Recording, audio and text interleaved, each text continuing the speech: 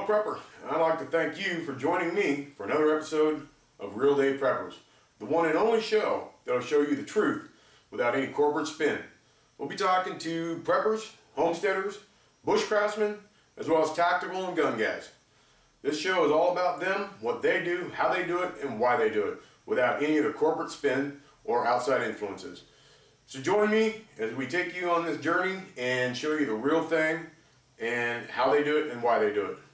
Y'all take care and enjoy the show.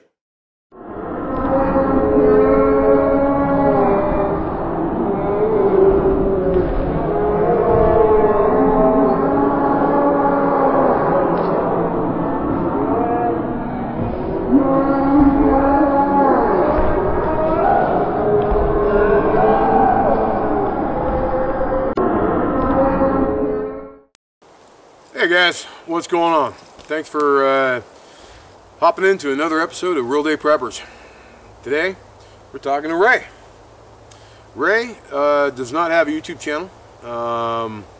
He is a neighbor of Modoc 42, but he is a like-minded neighbor. And he happened to be in the area, and I figured, you know what? You don't have to be on YouTube to have ideas and your own thoughts on things we all think about.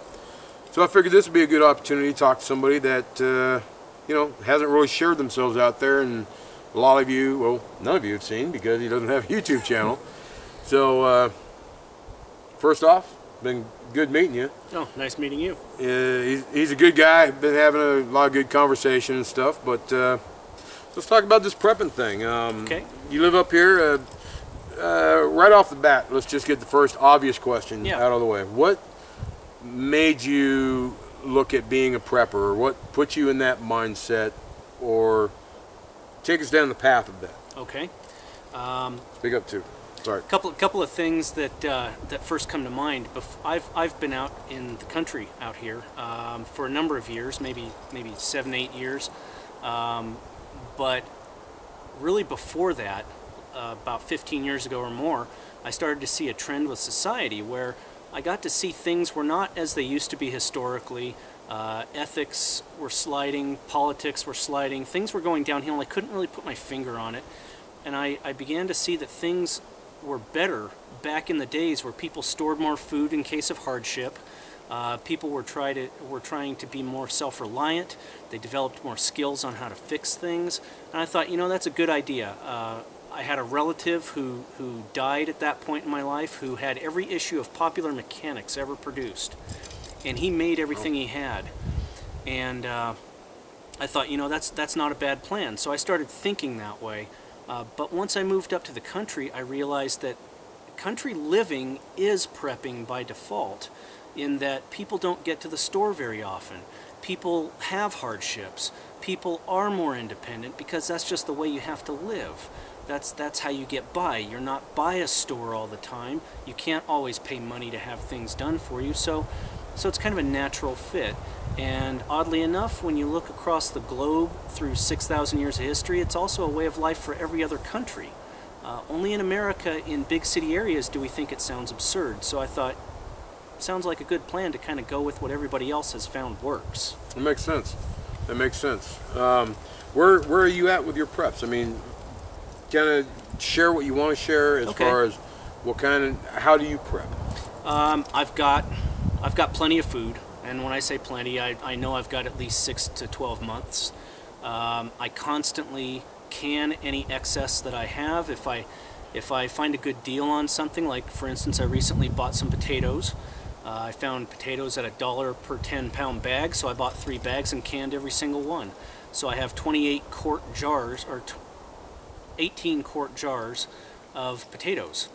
And you know, it didn't cost me much. I just went ahead and did that, and now I know if in the winter time, if I get snowed in, or if something happens and I'm low on funds, I've got food. There you go. Do you do a lot of hunting up here? I don't hunt. I'm not a big hunter. A lot of people in this area are, but I know when it comes down to hunting, one of the problems people come across is ammunition. Another is legalities of where you can hunt, when you can hunt. Mm-hmm. But that, especially being in California. Yeah, firearms restrictions. We're and all in that California, stuff. but you know, I think it comes down to how you think, more than anything. How you think is a preparation in itself. Country living tells you if you can't go out and shoot an animal, you're going to get one a different way because you have to. So traps and snares become an option. Now, are you skilled in that? I am working on that. In fact, that's my latest project. I want to try and build some traps. I have the information to do that. I'm going to do that. And if I can make that work successfully, then that's a way I can hunt without having to worry about ammunition and firearms. Well, I'll tell you what, on that, just a side kind of plug, I will send you Rural Ranger by Ron Foster, which he goes into a lot of snares and traps and stuff like that. It's a very informative book, but I'll get that sent to you. Great, thanks. But I like that mindset. And what about gardening? Do you do much gardening? Out here we have a very short growing season, but I do gardening. I have found some vegetables that work really well. I found some sunflower plants that work really well. I've also got some trees growing. Can I stop you there real quick? The sunflowers. Mm-hmm. What, besides, just having, the seeds to, chew on, what benefit is there of having sunflowers? Well, a lot of people, this gets into a kind of funny topic. We talked about hunting a little bit. I like funny. Hunting is a source of protein. You're going to get meat. People do not understand. They think that a vegetarian can be healthy and a vegetarian cannot be healthy. By nature of the body's requirement of amino acids and proteins, you need meat. In times of not being able to get meat, you have to have protein other ways. Beans are a protein, but also so are sunflower seeds. If you can grow sunflowers, you can get sunflower seeds for the protein, or you can press the sunflower seeds and make oil.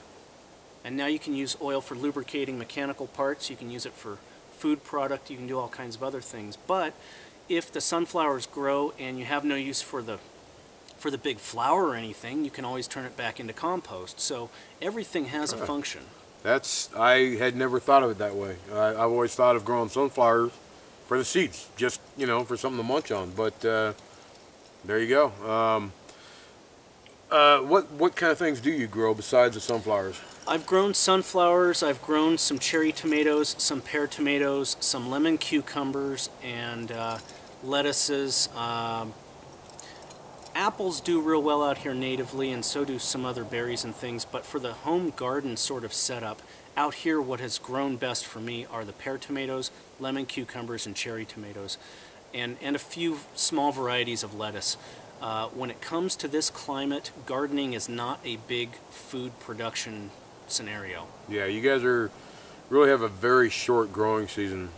Again, we're at Modoc's, and after talking to Modoc and seeing his garden and what he's talked about, and talking with Ray here, it is a very, very limited. I would be screwed. You guys have seen my garden, and I've got really good garden season. So I think at this point, let's take a quick break. Sure. Let our sponsors say their thing, and we'll be right. Yeah, I guess I got to take a drink.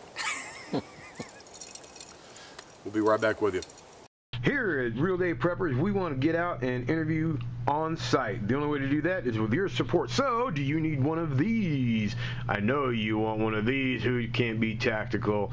And if you're on YouTube, you absolutely must have one of these. And this cannot come more highly recommended. Therefore, go to RealDayPreppers.com and click on the Amazon link. Right there, you will get into Amazon, be able to choose whatever you want to purchase. A portion of that will go to RealDayPreppers.com, as well as a portion of the proceeds will go to a fellow prepper in need. Thank you very much, and enjoy the show. All right, y'all, we're back, and I think the next thing I want to ask you is, where do you see the possibilities of a downfall with our society? Do you Well, I'll just let you take it. What do you think is the biggest concern that we should have in your mind? Well, I think there's a lot of concerns, and our biggest problem is the fact that nothing is stable and steady, and nothing stays the same forever. We can all go back to our school days, and we can remember our history books where we learned about Egyptian civilizations and Roman civilizations and different groups of people conquering other groups of people, and you know that never changes. You always have wars, you always have civilizations crumbling and other ones rising. We can look on the news and we can see all kinds of civil wars and things going on everywhere, and people don't think that it can happen here, but they need to be reminded it did happen here. It happened 250 years ago, and you know, we're nearing a completion of that cycle. The country is not what it used to be. The world's not what it used to be. It's constantly changing.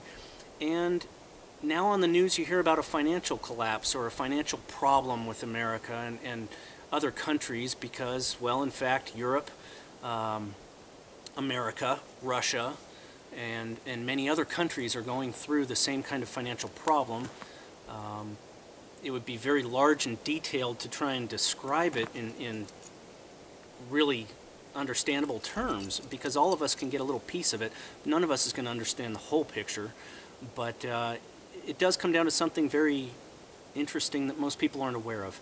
In America, we've had two other currencies collapse, which resulted in inflation or a depression issue. And it's not going back to the Great Depression. We're talking about two currencies. One is the Continental and one is the greenback. And both of those collapsed and created a major issue for people in day-to-day life being able to buy things or earn money to get by. We're seeing a similar cycle again with the dollar, and there's no way to stop it. And the worst part of it is it ties into all other currencies across the globe, so it's this big global effect, and it's going down the tubes. Wow. First off, this has got to be the most articulate person I've interviewed, I think, and that's pretty wild. I hadn't really ever considered looking back at history like that and the cycles of life and the way it goes. What do you think, if you look at all the possibilities, EMP, economic, Iran, all that? What do you think is our most what should be our most concern? Well, that's a question that nobody is going to like the answer to, because what does a society do when you take away its money? What does a country do when you take away its buying power? What does a country or citizenry do when you take away their weapons? The answers all come back to the same place. If you take away the money, or you take away the weapons, or you take away the control, or you take away the power, or you take away the resources, in any way, shape, or form, the other things start to crumble. If you have an EMP, you create a problem with people getting resources. If you have a solar flare, you have a problem with people earning money and getting resources. If you encounter a normal day-to-day catastrophe, earthquake, tornado, we've all seen the news footage, we all see the riots, we all see the temporary loss of income, we all see the fear, we all see the chaos, and we all see the police response. All of these things are always an equal threat. The question is, when is the next one of these issues going to happen? And the odds are there's going to be something soon, because it's all slipping. So what do you think, and that's all, I mean, that is very true, very true. What is your biggest concern? Economics. Economics. Economics, Why so? Because history shows that politics don't run a society, money runs politics, and therefore drives society. And in this case, we're talking about a global financial problem, and history bears out that the same banking families in America and Europe have run both economies for well over 100 years. In fact, it truly goes back before America was started. So what you've got is you've got a system where the bankers are consolidating and restructuring, and they want a political maneuver. But they can't do that till they collapse economies far enough. So you're going to have a money problem, which is going to dictate a political problem and dictatorships, which war steps into the middle of both of those issues and creates more chaos.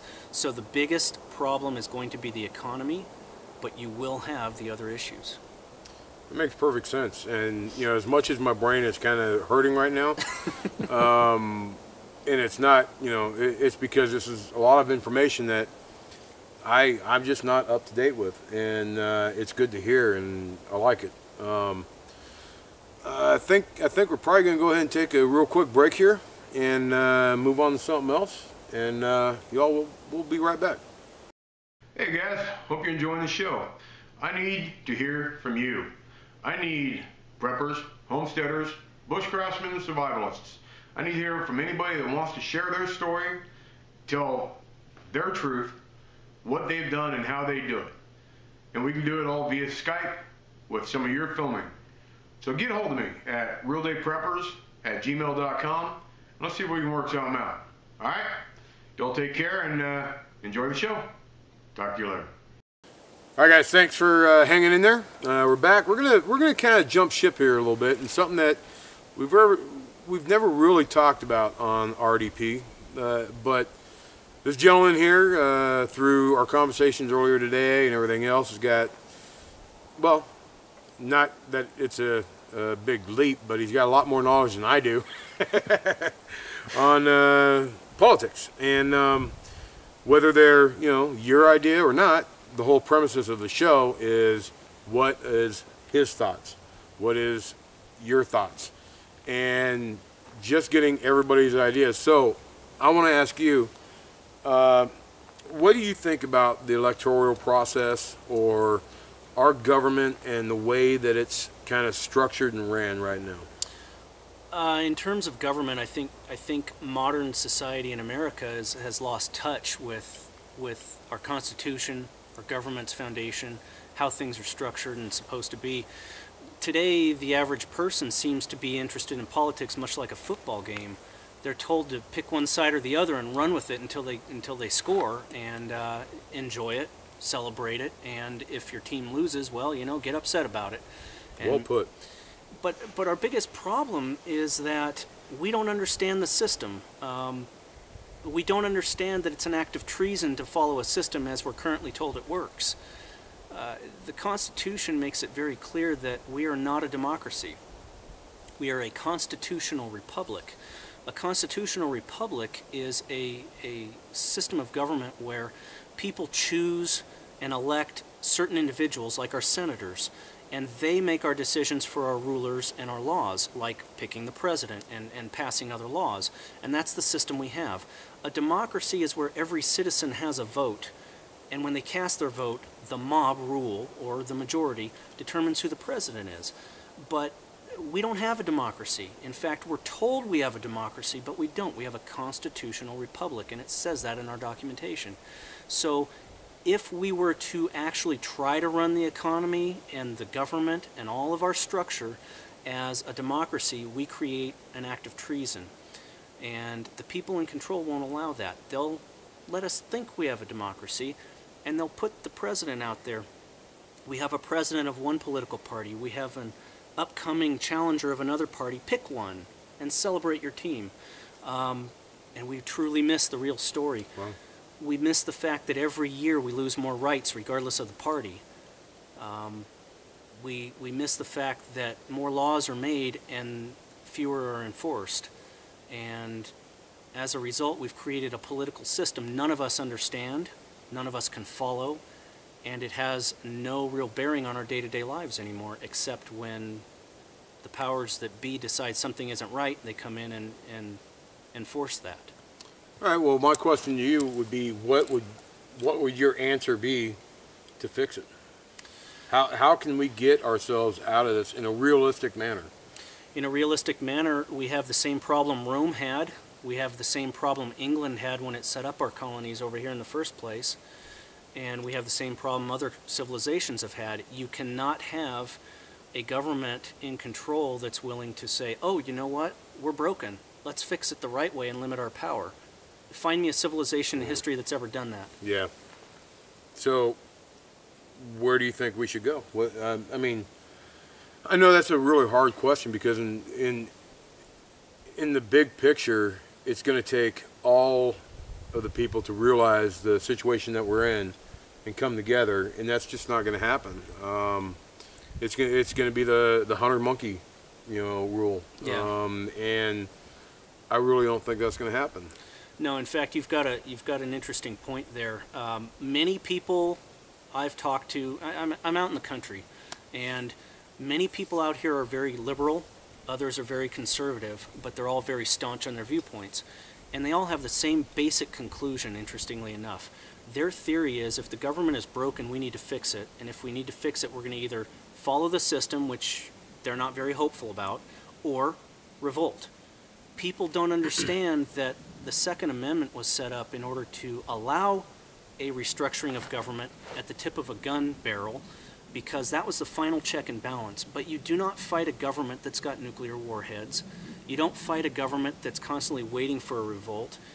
It's a war that can't even exist, and yet you can't change it from the inside. And most people don't like to hear this, because when America was started, it was started by finding more real estate and expanding. Yeah. There's no more real estate. Yeah. And you can't win the war.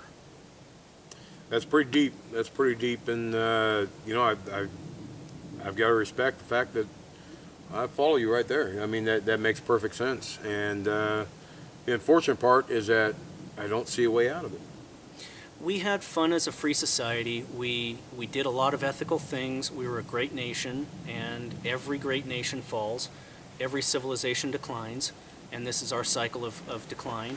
But you know, there are third world countries, and there are socialist republics, and there are other groups that citizens make a way to live and they get by, but the age of being able to buy all the luxuries is gone. Yeah. That's pretty intense, and I appreciate your knowledge on that. And we're going to be having a lot more discussion on this just for my own benefit. And I hope you guys got a little bit out of it. I think we're going to go ahead and take a quick break, and we'll be back. See you in a few, guys.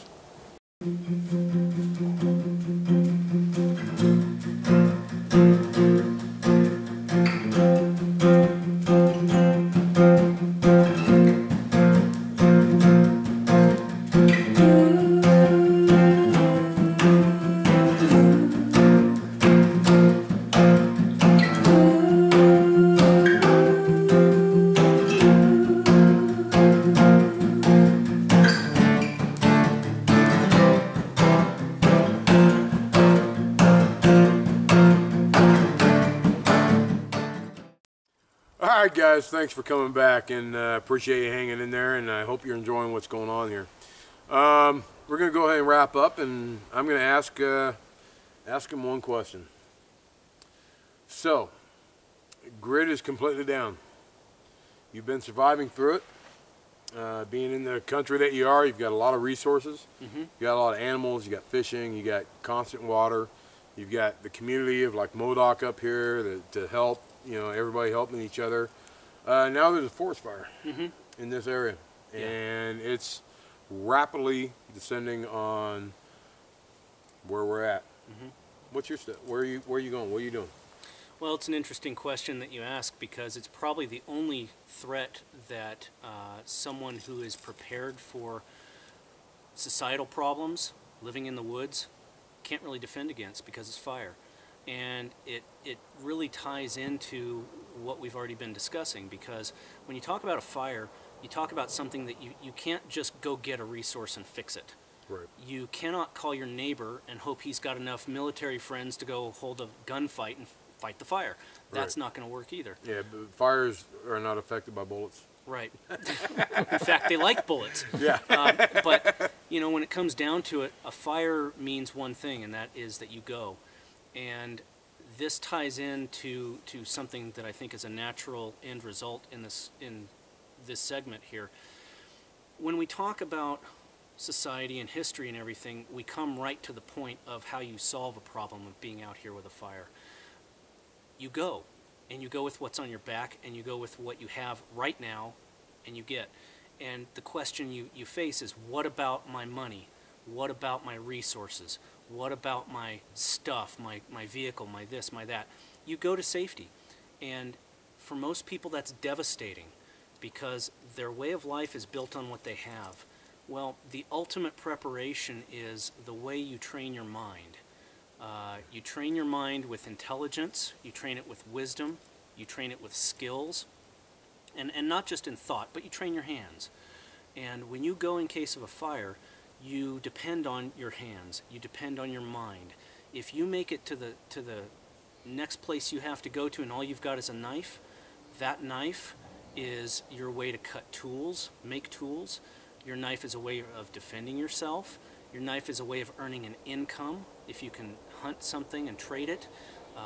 If you're an artist, you can whittle. If you work construction, you might be able to make some tools and build something. The point of it is, you train your mind, so in the case of a catastrophe like a fire, where you can't make a physical prep fix your problem, Right. you've got the prep for it. And oddly enough, again, I'll go right back to square one. Every other civilization on the planet, they live in a way where they're trying to be self-sufficient because they don't have the luxury of resources. Only in America do we depend on our resources. Yeah. That's pretty deep, and that's very true. I mean, I can't ask for more than that. That's pretty deep. I like it. I think this is going really good. I guess we'll go ahead and close it up with what do you want to say? What do you want to put out there that I haven't asked you about, or you want to let people know about? First off, one is your website. Sure. We should put that out. Okay. Which there'll be a link down below in the description box, so you guys can get to his website. Maybe tell us a little bit about what the website is. Okay. And then go into anything that, this is your time. Go for it. Well, okay, as far as the website goes, the website that I have, it's oriented to putting out a newsletter, sort of a thing, coming out monthly, and all it does is go over skills, tips, thoughts, economic information, all things on preparation, but it takes it from a different angle.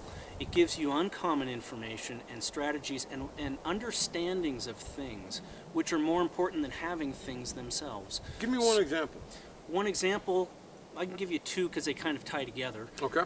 Each issue gives you an underground look at what's changing with the economies or world events that are shaped by the economies changing, to let you know in advance what's coming down the pipe.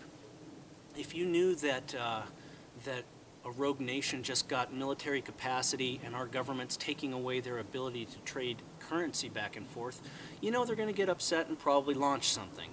But if all you see on the evening news is you've had 12 more murders down the street, you don't have any clue about that.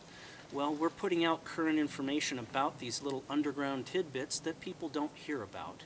Wow. And therefore, you might run across another page where it's talking about where you might live, because people would think, well, you know, I can go out and live in the sticks. If something happened, I can go out there and live in a tent.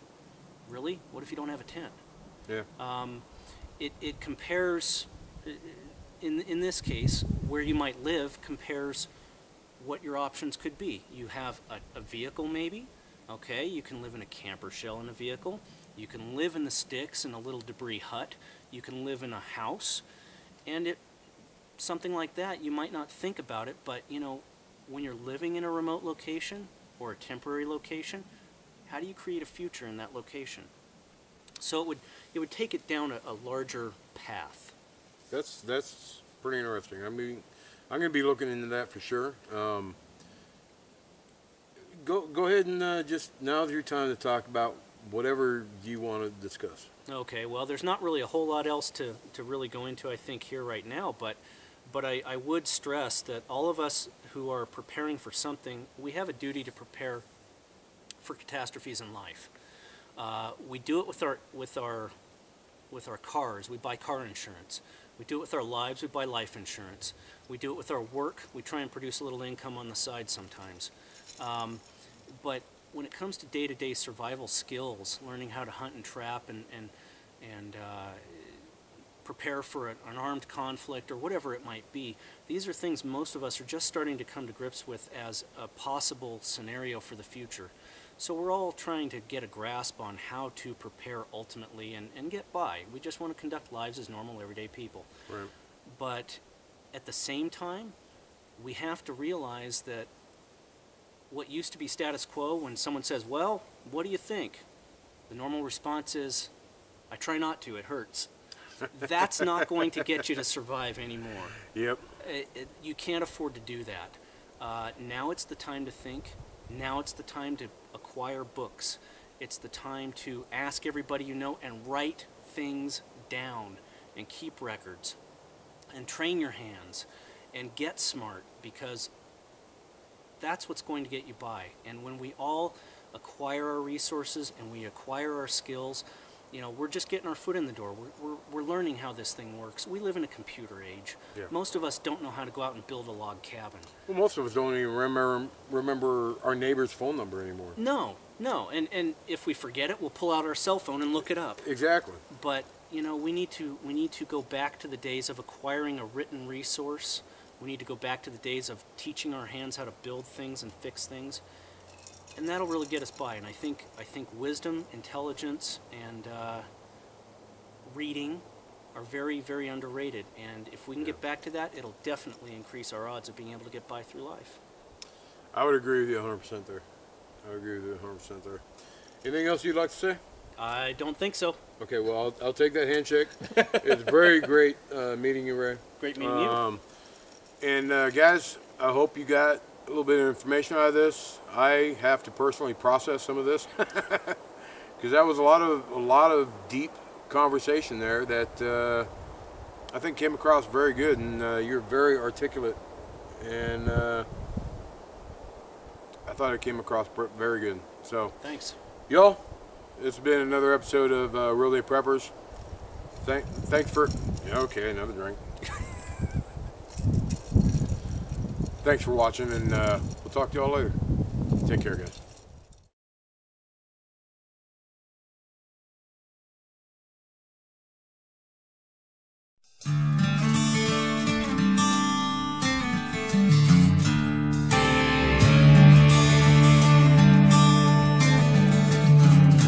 What you gonna do if there's no clean water? What you gonna do if there ain't no gasoline? Or if the power gets shut down and there's no food to be found, and you've got a wife and 3 kids to feed? And get ready for the worst, but pray for the better, 'cause when it all hits the fan, you better have your stuff together. There's famine, storms, and rumors of war. Hell, the dollar ain't worth nothing no more. And you might laugh, but brother, I believe you better hope someday that the joke's on me.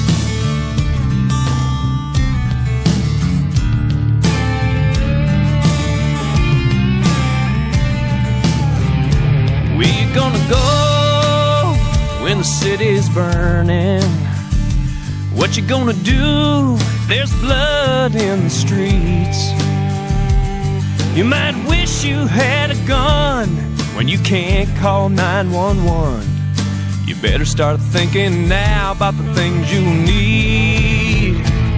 And get ready for the worst, but pray for the better, 'cause when it all hits the fan, man, you better have your stuff together. There's famine, storms, and rumors of war. Hell, the dollar ain't worth nothing no more. And you might laugh, but brother, I believe you better hope someday that the joke's on me. Make sure that's recording. Recording there. Coming up. Go ahead. Get my zoom back in here. All right.